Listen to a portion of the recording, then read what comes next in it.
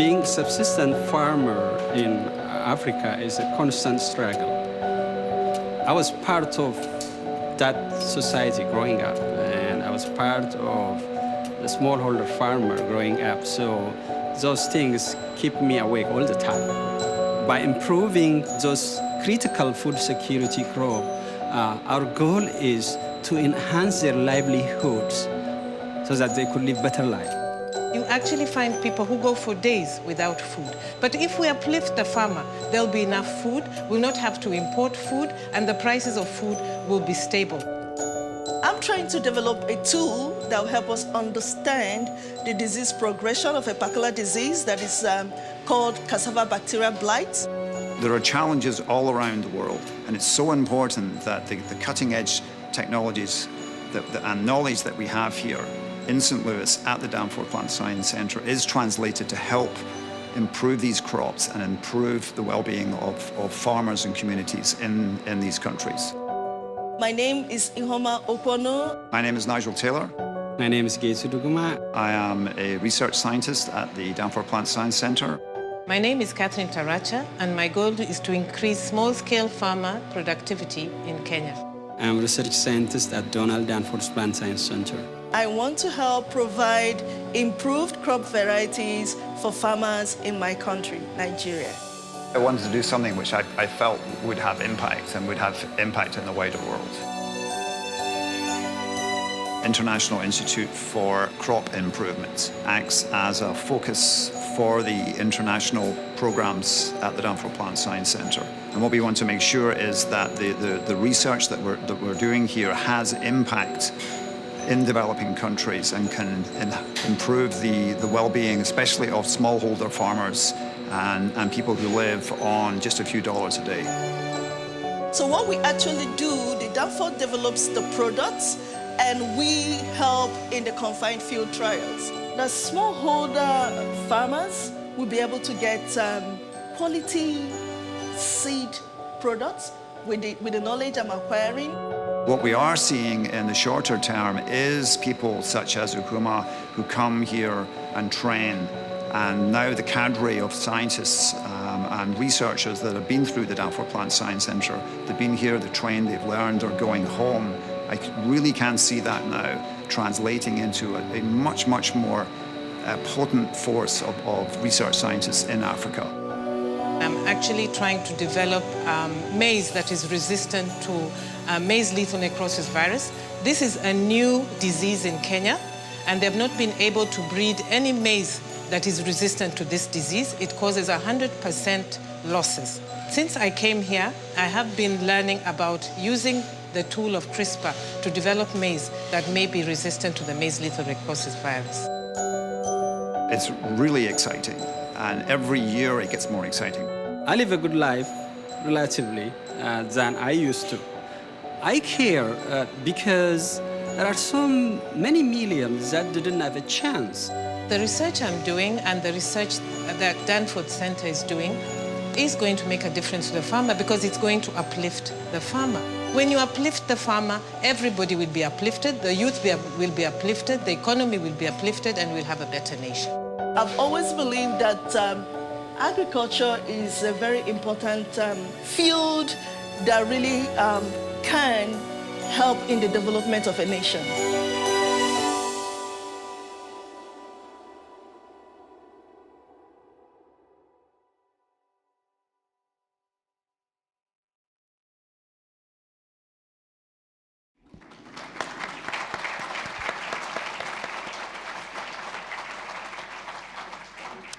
Good evening. My name's Jim Carrington, and I'm thrilled that we have a full house here. Welcome. This is terrific.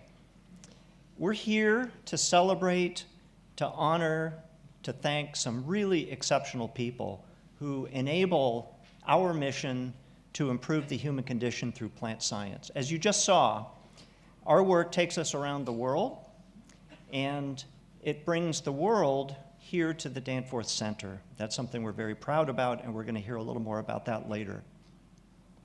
Tonight, we have a very special honoree in John Mcdonald. We'll get to him later. First, I want to honor his wonderful family. I'm going to ask that you hold your applause, and I'm going to ask the family to do something after I go through each one. So first, his very talented and always inquisitive wife of 55 years, Anne, daughter Jeannie, daughter Holly James and her husband Will James, daughter Alicia McDonald, son Jeff McDonald, and daughter-in-law Jennifer McDonald. I think they're going to be a few minutes late.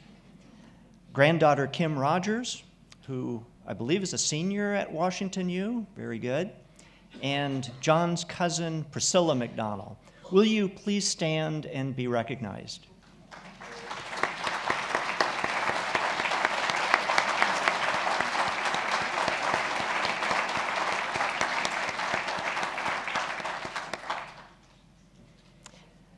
I want to recognize and thank all of our Danforth Society members, so many of whom are here this evening. This event is your event, as well as our modest way to recognize your contributions of time, talent, and treasure. You serve as ambassadors in the community, advisors, generous donors, who allow us to invest in new facilities, people, and out-front technology. Here's just a short list from the past year of significant outcomes resulting from your support. In April, as most of you know, we celebrated the opening of the William H. Danforth Wing, the most visible part of the center's expansion, that provides capacity for 100 additional scientists that will be hiring or finish hiring in the years ahead. We opened the Bellwether Plant Growth Facility with 34 state-of-the-art growth chambers. We built a one-of-a-kind X-ray imaging facility that lets us do something we've been dying to do for years, and that's see the underground parts of plants, see roots right through soil. And we're nearing completion of 4 new greenhouses that will serve us for the decades to come. We also began growing our numbers of scientists and building new partnerships with the addition of principal investigators Malia Guillen and Ru Zhang over the past few months. Blake Myers joined us from the University of Delaware earlier this year in January, and he's our first joint faculty member with the University of Missouri-Columbia. Already, these new faculty members have brought to the center 17 new scientists and trainees who are already at work figuring out how plants survive drought and other stresses, how plants capture energy from the sun, and how to make improved hybrid crops. We would not be in position to grow, to discover, and to apply our science with partners around the world without your support. We would not be able to host current and future international scientific leaders like Catherine Taracha from Kenya and Uhuma Okwanu from Nigeria, who you saw in the opening video. Simply put, your partnership has enabled us to extend our reach and to grow our impact. So, to all of our Danforth Society members, we say thank you.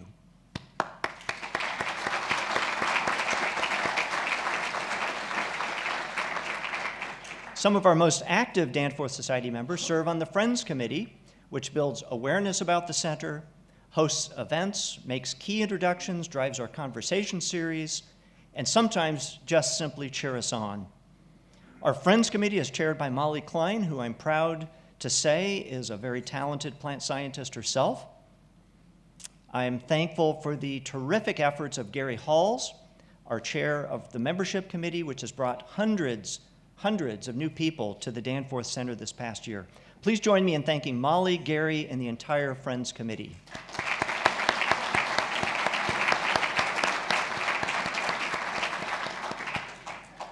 Our gala this evening only happens because dozens of volunteers contribute so much time organizing the program, the announcements, the invitations, the food, the decorations, the music, and they were fantastic, and much, much more.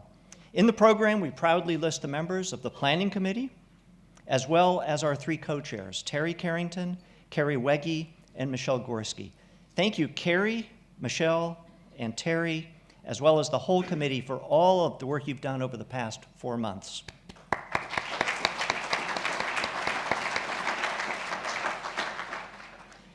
Each year at this event, we express our values and our aspirations through conferral of two special honors, the Danforth Distinguished Service Award and the Danforth Award for Science. We're proud to be joined by several past recipients this evening, so please join me in recognizing Sue Bali, Roger Beachy, Senator Kit Bond, Bill Danforth, John Mcdonald, Phil Needleman, and Bob Virgil.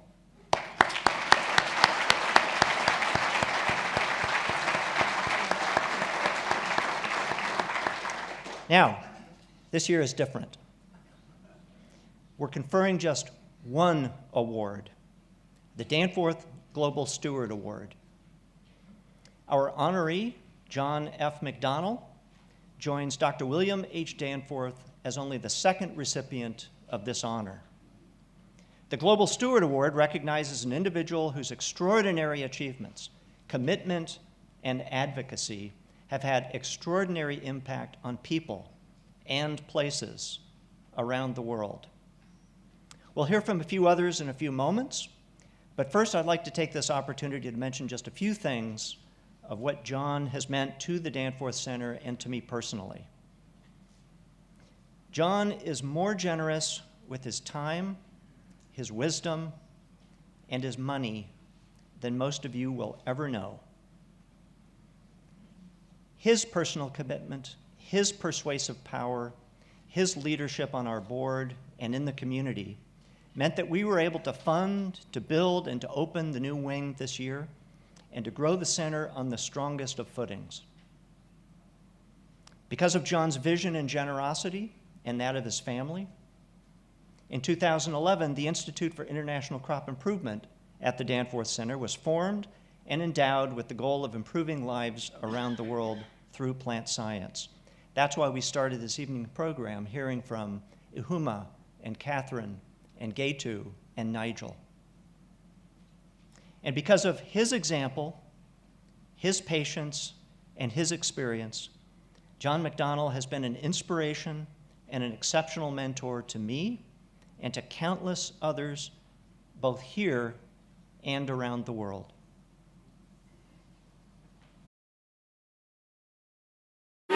John Mcdonald, to me, is a role model and a Renaissance guy. And he's patient, very thoughtful, is committed. He has his engineering calculator at the ready at every moment. He demands that there's progress. He tries to make organizations better. He will double and triple check any number that you provide, so be careful. John is understated talent. John Mcdonald gives you the most happy and humble guy in the world feeling. He's so modest, and he obviously has this amazing track record of success. Very, very happy and humble man. He's really about empowering others. He's a global thinker. And as I look at how we model behaviors in rooms where the arguments are robust, it's very nice to be with John, who can certainly diffuse a situation through his engineer's logic. He has been the CEO of a Fortune 500 company. He's been the chair of a major university, Washington University. He's a great philanthropist, but I think most importantly, he's got a remarkable intellect. John led for many years a multi-billion-dollar multinational corporation that, of course, happened to have started out itself as a scrappy startup several decades before. And I think because of that, John understands the importance and the promise that scrappy startups could have for the future of St. Louis. That the foundation for the tech innovation scene in St. Louis is building on the foundation set by the bio and life science community. Interestingly enough, companies move, but universities don't, and research institutions don't. So you look at the strengths that you have in the region, you build on that. Plant science was obviously one strength. Life science and the Washington University Medical School is another strength. And he's been working systematically at building an intellectual infrastructure to help build the next generation of companies in St. Louis. When we're all moving so fast to accomplish so much, and there's not a playbook for a lot of what we're doing.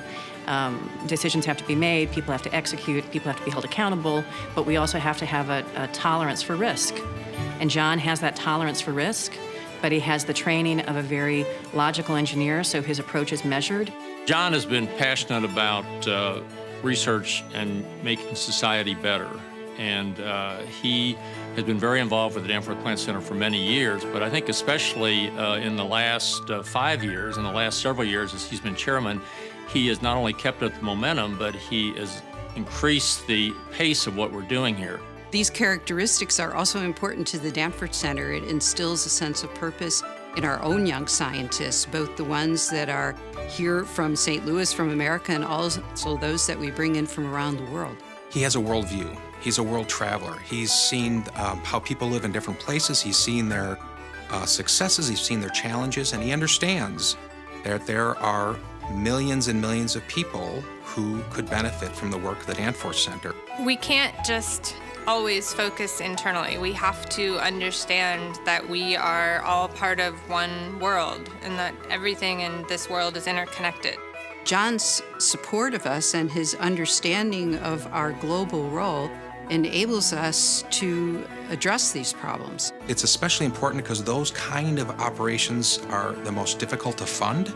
You need a partner to walk with you in that long walk to change the villagers' lives, and John and his family get it. Part of translating research results to the field is also training farmers from Africa, training young scientists from Africa how to work in these modern methods. It's something that John really has an appreciation for that's reflected in the Mcdonald Scholars International Scholars Program at Washington University.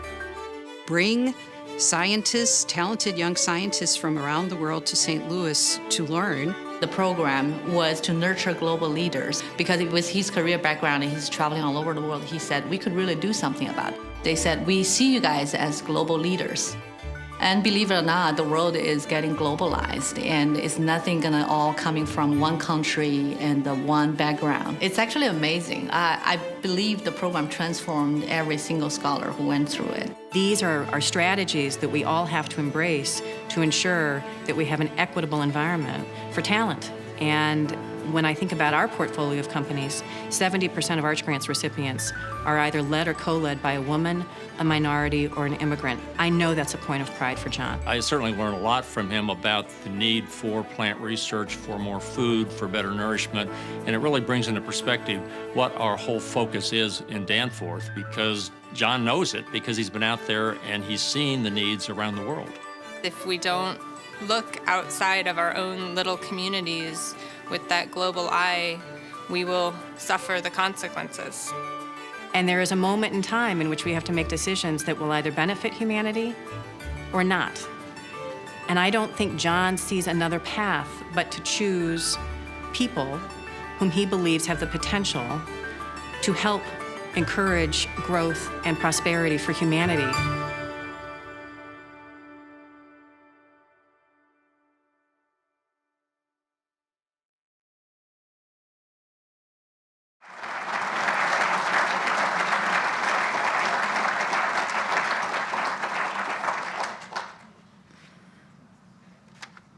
Now it's my honor and my privilege to introduce John F. Mcdonald for the Global Stewart Award of the Donald Danforth Plant Science Center.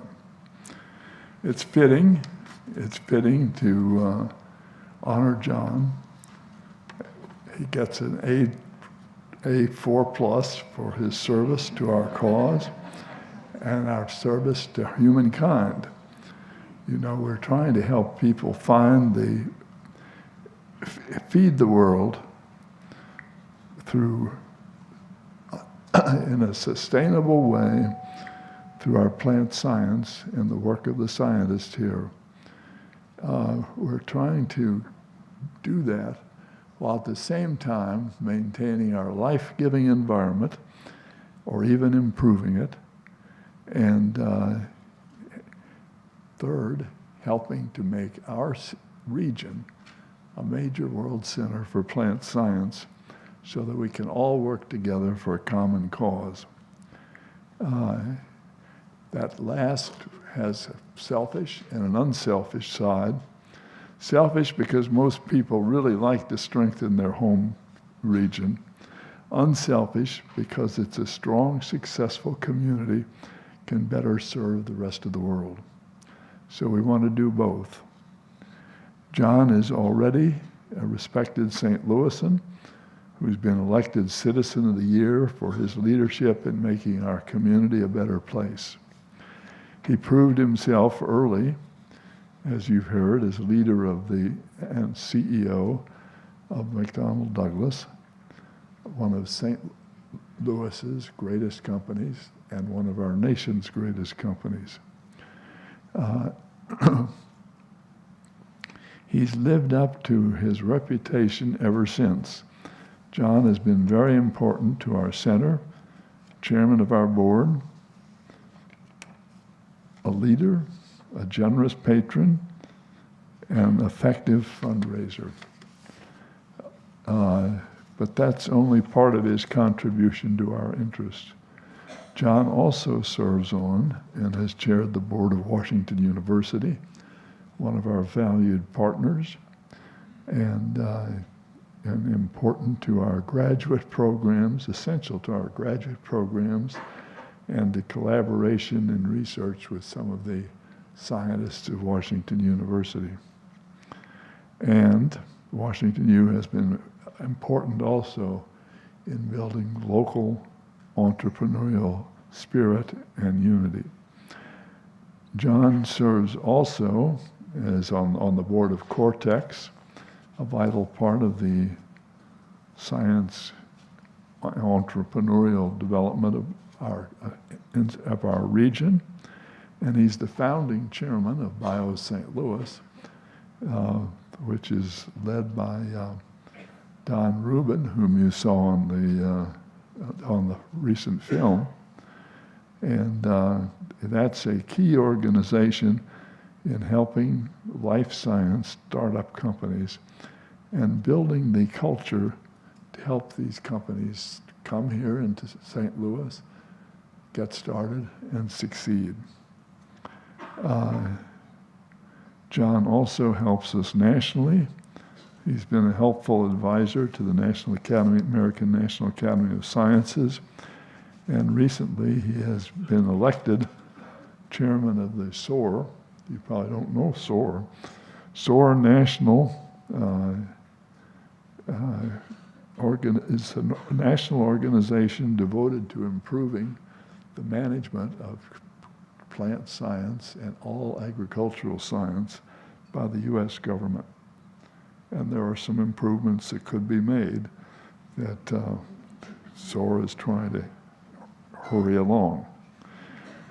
And this is important to all American science as well as the plant science. So I believe it's human good fortune to be able to serve noble causes and feel you're doing something that'll make the world a better place. I feel lucky to be associated with all the people in this room who are also, I think, interested in improving the world. And that gives me great encouragement about the future. So thank you all for being here and working with us. I have personally worked with John for many years.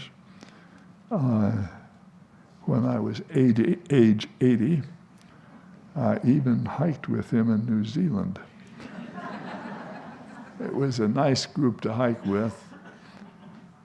I never came in first.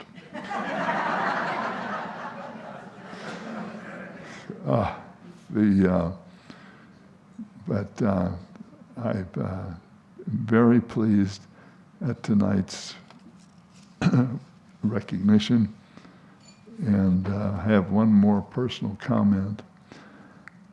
I value ability, as all of us do, ability, hard work, and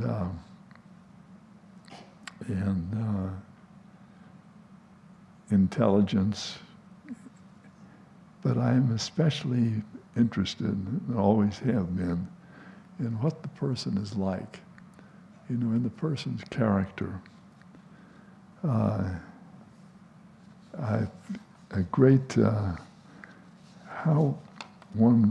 certain people possess some of the great human qualities: kindness, honesty, integrity, sense of responsibility for the welfare of one's colleagues, and in fact the whole organization that one is working for.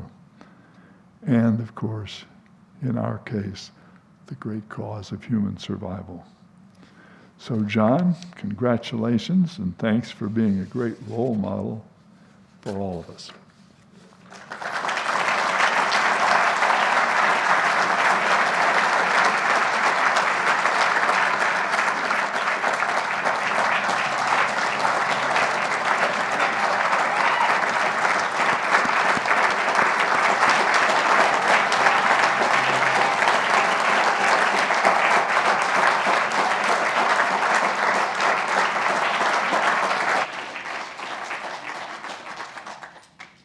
I don't know who this larger-than-life character is that Jim and Bill and everyone on that video were talking about. But I do want to say how humbled and honored I feel to receive the Global Steward Award, especially since the only other recipient is Bill Danforth.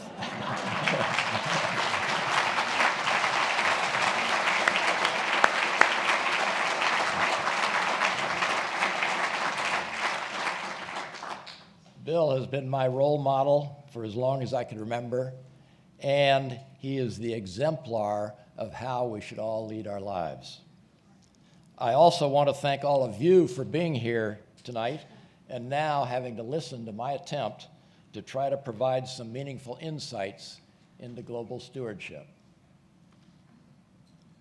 For the first time in Earth's almost 5 billion year history, a self-aware natural force is shaping the present and future of our planet.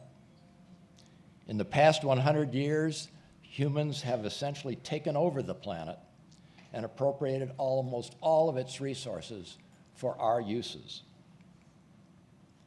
Since the First World War, the human population has exploded, more than quadrupling to 7.3 billion people today, unsustainably faster than at any time in the history of human existence. At the same time, the median buying power per person has also more than quadrupled. The World Bank projects an additional more than doubling of buying power by the middle of this century. And the UN estimates a further 25% increase in population by then. And yet we're already consuming Earth's resources at a rate greater than the Earth can replenish them. I've seen estimates of resource consumption at the rate of anywhere from 1.5 to 3 Earths. In other words, 1.5 to 3 times as fast as the Earth can replenish them. So how can we possibly accommodate our growing appetite for consumption while actually cutting back on the resources being consumed? Before I lay out humanity's global predicament and hopefully how we're going to be able to resolve it without destroying our planet, I have a disclaimer. As an engineer, I'll be throwing around a number of statistics and forecasts about human longevity and the use of Earth's resources. I do not guarantee their individual accuracy because I've drawn them or constructed them from a number of sources. But I do stand behind the overall picture. Today, humans represent almost 30% of the total mass of all land vertebrates. Almost all the rest of the world's land vertebrate mass is made up of animals domesticated and engineered to be our pets, our beasts of burden, and especially our food. All wild species account for less than 3% of the total. In other words, we now are, or control for our use, over 97% of all land animals on Earth. Agriculture already occupies over 1/2 of all potentially arable land, which encompasses all non-mountainous terrain, which is ice and desert free.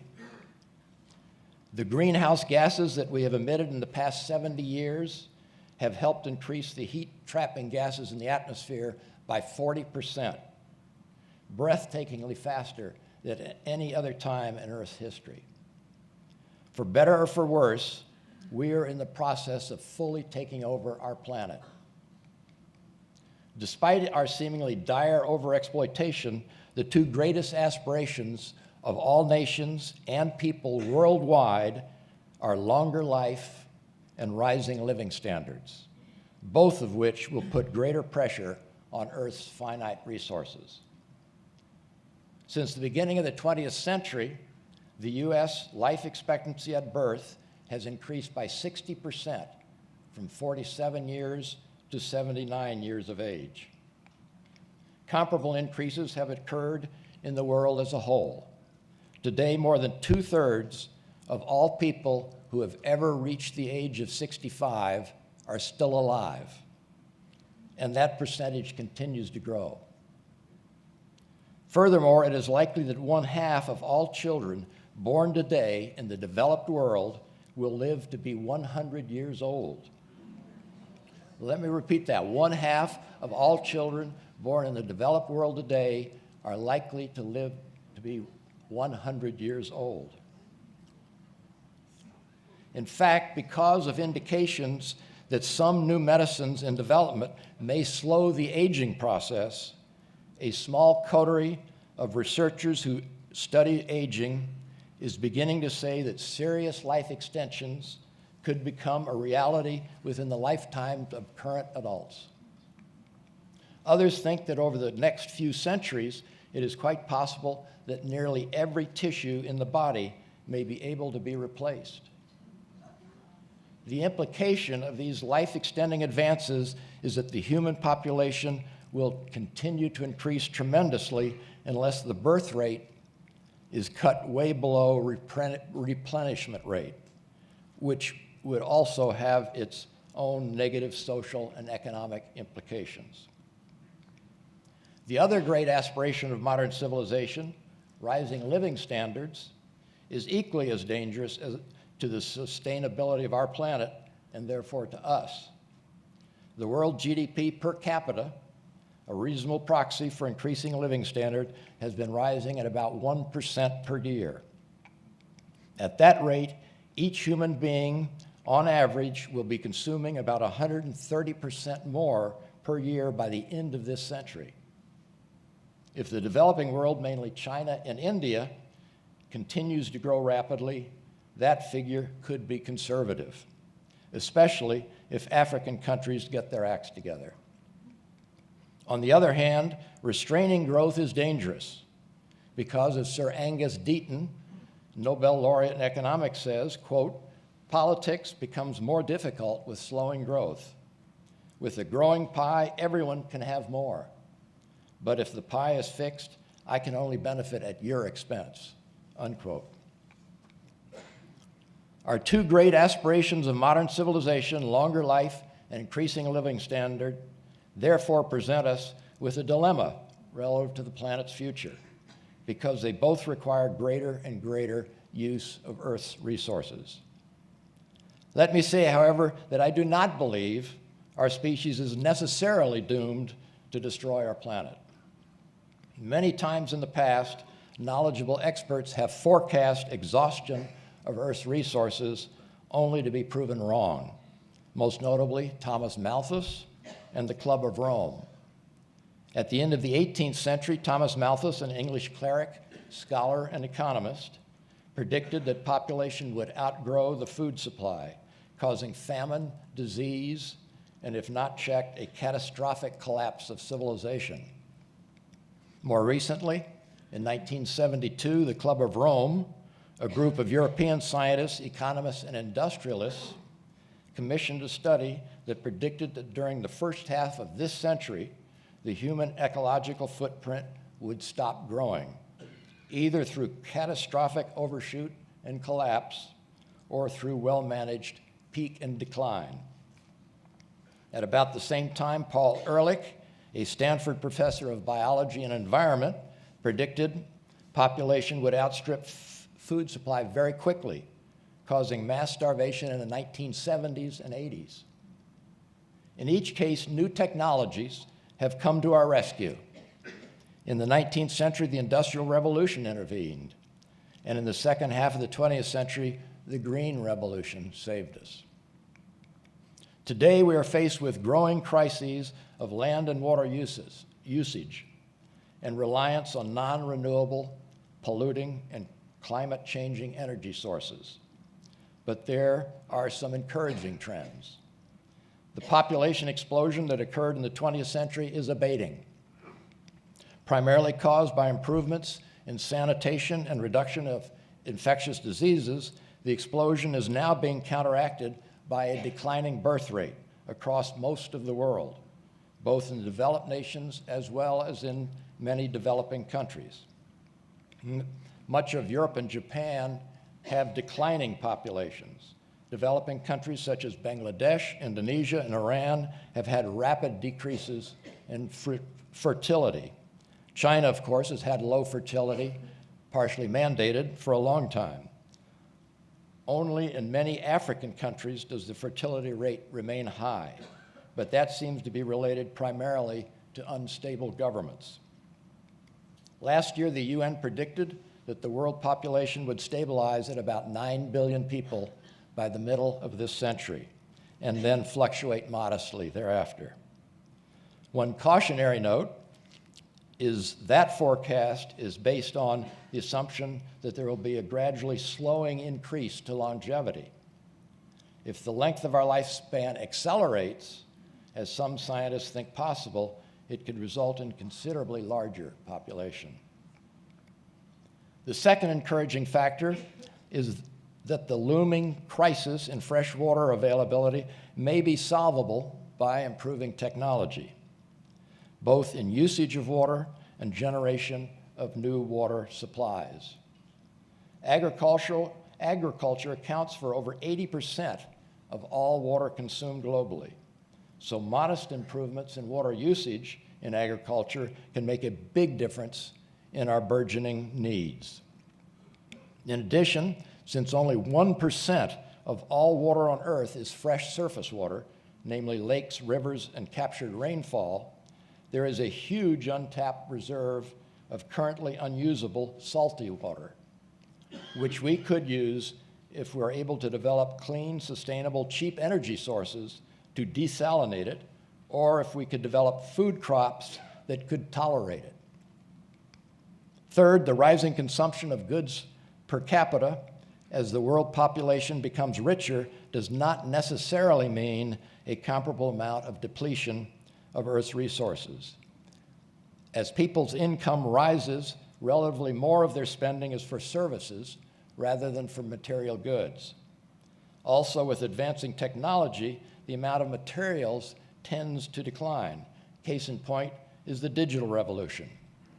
Computers used to be big and bulky. Now, vastly more computer power is contained in a tiny chip, requiring very little material resources.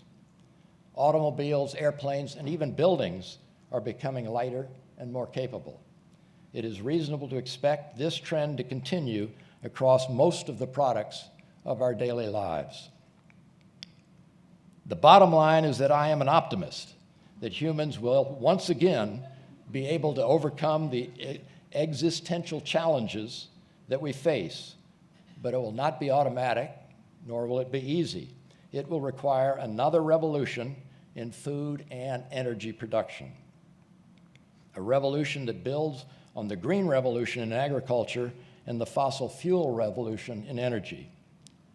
Those two revolutions have provided abundant, cheap food and energy, but at a cost of considerable pollution and damage to our planet. The next revolutions must provide an even greater abundance of cheap food and energy, but in a manner that is less taxing on our planet and is sustainable as our requirements continue to grow. An important element of both revolutions will be better engineered, more efficient, more productive plants, which deliver more nutrition or energy per unit of Earth's resources required to produce it. Guess what? At the center of that effort is exactly what the Donald Danforth Plant Science Center is doing. The Danforth Center is not the whole solution, but it and its research partners are an indispensable piece of what it will take for humanity to once again demonstrate its adaptability and intelligence to keep our fragile home a place of bounty and beauty. Truly, we are living in a new age in which, for the first time in Earth's history, a self-aware natural force, namely us, is shaping the present and future of our planet, for better or for worse.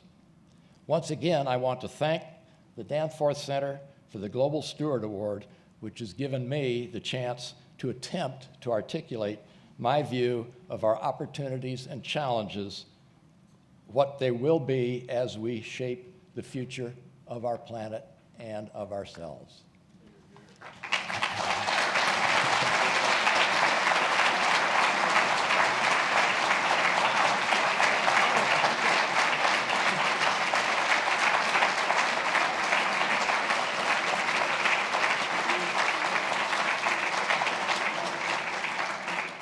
Now you see why Don Rubin says, make sure you have your numbers, your facts and figures set before you go into the meeting, because someone else will, and that's John.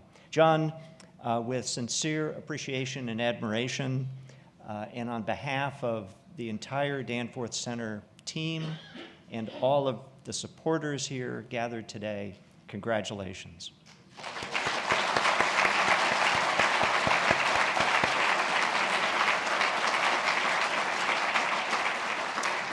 Now we have one more bit of business to do. It is fitting that tonight we've gathered in two spaces. We gathered downstairs on this level underneath the flags of so many countries with which we're connected here at the Danforth Center. And we'll be gathering upstairs in view of many of our wonderful facilities. Two spaces that remind us of the impact of John Mcdonald and his family. So, to continually remind us of John's contributions, to celebrate John as a global steward and a unifier of people, and to thank John and his family for all they've done for the center, the region, and the world, we've designated our upper and lower atrium spaces as the Mcdonald Atrium and International Gallery.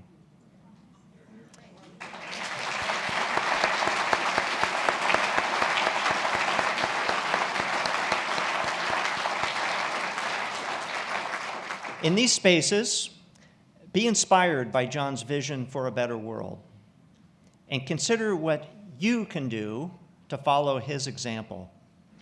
The Mcdonald Atrium and International Gallery are commemorated by signage designed by Jeff Ryan, the architect who designed our new wing, and that's high on the south wall and visible as you exit this auditorium. With that, we're done here. The program will conclude upstairs. We'll continue upstairs for dinner in the Mcdonald Atrium. See you upstairs.